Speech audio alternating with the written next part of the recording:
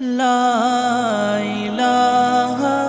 الا اللہ۔ اس مجمع میں بیٹھے ہوئے کم عمر یا بڑی عمر کے حفاظ کو بھی مبارک ہو، اور پوری دنیا کے حفاظ قرآن کو مبارک ہو کہ رحمت دو عالم صلی اللہ علیہ وآلہ وسلم نے ایک ایوارڈ کا اعلان کیا ہے، ایک انعام کا اعلان کیا، جو سب سے پکی سند کی حدیث ہے اس سلسلے میں۔ اس میں یہ فرمایا گیا ہے کہ ایک انعام تو یہ ملے گا ان تمام لوگوں کو جنہوں نے حفظ قرآن کیا، کہ ان کے ماں باپ کے سروں پر نور کے تاج رکھے جائیں گے۔ بچوں کو یہ شکایت ہو سکتی ہے کہ محنت ہم نے کی، انعام ہمارے اماں ابا کو مل رہا ہے جو روزانہ آئس کریم کھا رہے ہیں، اور ہم مدرسے کا کھانا کھا کر حفظ کر رہے ہیں اور ہمارا کوئی ذکر ہی نہیں۔ بچوں، اللہ میاں سے جلدی سے ناراض نہ ہوا کرو، بدگمان نہ ہوا کرو۔ دیکھو کتنے باریک اشارے ہیں ہر معاملے میں۔ اکثر جو بچے حفظ کرتے ہیں وہ بچے اپنے چوائس اور فیصلے سے حفظ نہیں کرتے، ماں باپ کے فیصلے اور چوائس سے حفظ کرتے ہیں۔ ان کے ماں باپ یہ فیصلہ کرتے ہیں کہ میرا بچہ حافظ بنے گا۔ میرے والد ماجد رحمۃ اللہ علیہ کہا کرتے تھے کہ کوئی شخص اپنے بیٹے کو عالم بنائے، اس میں 100% اخلاص ہر شخص کی نیت میں ہو جو اپنے بیٹے کو عالم بنائے، یہ یقین سے نہیں کہا جا سکتا، لیکن یہ بات یقین سے کہی جا سکتی ہے کہ جو اپنے بیٹے کو حافظ بناتا ہے وہ صرف اللہ کی رضا کی نیت سے بناتا ہے۔ کیونکہ عالم دین کی تو پھر بھی عزت ہوتی ہے، تو اس کو بھی سامنے رکھ کر کوئی لاکھوں میں ایک آدھ سوچ سکتا ہے، لیکن حفظ قرآن کی وجہ سے سماج میں کوئی خاص عزت نہیں ہوتی۔ وہاں تو صرف ایک ہی نیت کا امکان ہے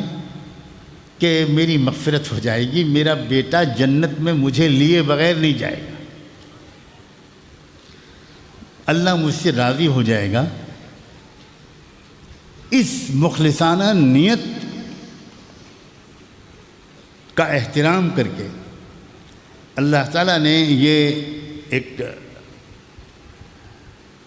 فیصلہ فرمایا کہ جو بچہ جو حفظ کرے گا اس کے والدین کے سر پر نور کا تاج رکھا جائے گا۔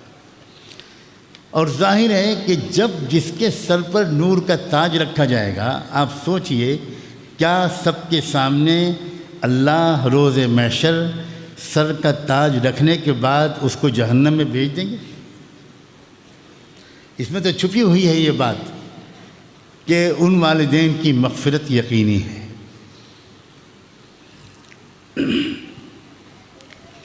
پھر ایک اور انعام کہ ان حافظوں سے یہ کہا جائے گا کہ کم سے کم 10 لوگ جن کو تم چاہو ان کو اپنے ساتھ جنت میں لے کر جاؤ، کوئی حساب و کتاب سب میں بند کر دوں گا، کوئی ان کا حساب و کتاب نہیں ہوگا، اور وہ تم ان کو جنت میں لے کر جا سکتے۔ بعض احادیث میں تعداد زیادہ بھی آئی ہے، لیکن میں بالکل وہ حدیث چن رہا ہوں جس کی سند میں ادنا درجے کا شبہ کرنے کی گنجائش نہیں۔ ایک اور بات ہے جو شارحین حدیث نے یقیناً کچھ اشارات سے لے کر لکھی ہے، وہ یہ کہ اگر اس کے رشتہ داروں میں کوئی ایسا شخص تھا جو اس بچے کے حفظ کرنے پر خوش نہیں تھا، طنز کرتا رہتا تھا، جملے کستا رہتا تھا، بچوں کے ماں باپ سے کہتا رہتا تھا کہ کیا تم نے اسکول بچے کو کدھر بھیج دیا، کانوینٹ اسکول میں بھیجتے، یہ ہوتا وہ ہوتا، اب بچہ حفظ کر کے کیا کرے گا۔ جو لوگ ہمت توڑنے والے جملے کہتے تھے، طنز کرتے تھے، مذاق اڑاتے تھے، اللہ تعالیٰ قیامت میں پابندی لگا دے گا کہ بچے ایسے کسی شخص کی سفارش تم نہیں کر سکتے، میں اس کو نہیں بخشوں گا جو میری کتاب کے حفظ کو مذاق کا موضوع بناتا تھا، جو حفظ کی اور حافظ کی توہین کرتا تھا اور دل شکنی کرتا تھا، ہمت شکنی کرتا تھا، وہ چاہے کوئی بھی تمہارا ہو، اس کی سفارش میں قبول نہیں کروں گا۔ میں تو ان بندوں بندیوں کی سفارش کو قبول کروں گا جو تم کو پیار کرتے تھے، تمہاری قدر کرتے تھے، تمہیں محبت کی اور رشک کی اور عزت کی نظر سے دیکھتے تھے، ہمت بڑھاتے تھے، تمہاری اور تمہارے والدین کی مبارکباد دیتے تھے کہ بھئی واہ کیا بات ہے، تم نے بہت ہی اچھا فیصلہ کیا، بہت صحیح فیصلہ کیا۔ اس لیے حفظ کرنے والے بچوں کے تمام رشتہ داروں کو چوکنا ہو جانا چاہیے، ان کے حاشیے خیال میں یہ بات نہیں آنی چاہیے کہ یہ فیصلہ غلط ہوا ہے۔ انہیں تو محبت اور رشک کی نظر سے ان بچوں کو اور ان کے والدین کو، ان کے سرپرستوں کو دیکھنا چاہیے۔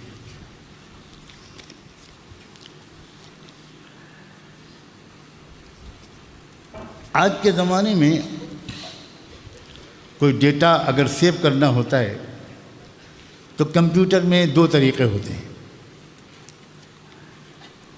ایک تو ہارڈ کاپی ہوتی ہے اور ایک سافٹ کاپی ہوتی ہے۔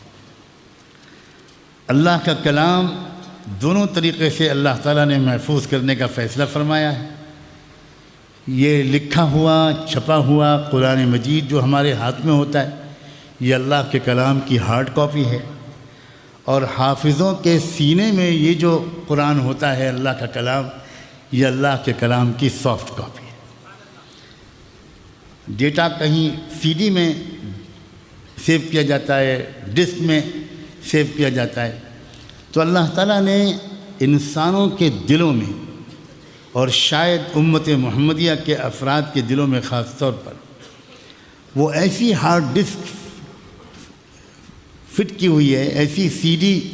اور ایسی ڈسک فٹ کی ہوئی ہے جس میں بہت بڑے ڈیٹا کو سیو کرنے کی صلاحیت ہے، لمبے چوڑے تفصیلی ڈیٹا کو سیو کرنے کی صلاحیت ہے۔ اگر اللہ تعالیٰ نے انسانوں کو یہ صلاحیت دے دی کہ ایک چھوٹے سے پین ڈرائیو میں، ایک چھوٹی سی چپ میں بہت ہزاروں لائبریری سیو ہو سکتی ہے، تو وہ رب کریم محمد مصطفیٰ کی امتیوں میں کیا یہ خصوصی چپ فکس نہیں کر سکتا؟ کیا یہ صلاحیت نہیں عطا کر سکتا؟ ہر طرف ہم لوگوں کے سامنے اللہ کی قدرت اور رحمت کے گواہ حفاظ قرآن کی شکل میں بھی موجود ہیں۔ حضور اکرم صلی اللہ علیہ وسلم خود تو حافظ قرآن تھے ہی۔ جن بچوں کو حفظ قرآن کی سعادت ملی دنیا میں کہیں بھی،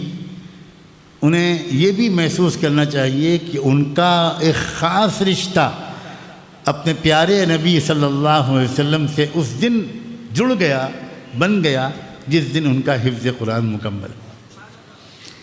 ہوا۔ بہت خاص رشتہ ہے حفاظ قرآن کا۔ غیر حفاظ کو حضور اکرم صلی اللہ علیہ وسلم سے اور رشتے ان کے ہوں گے،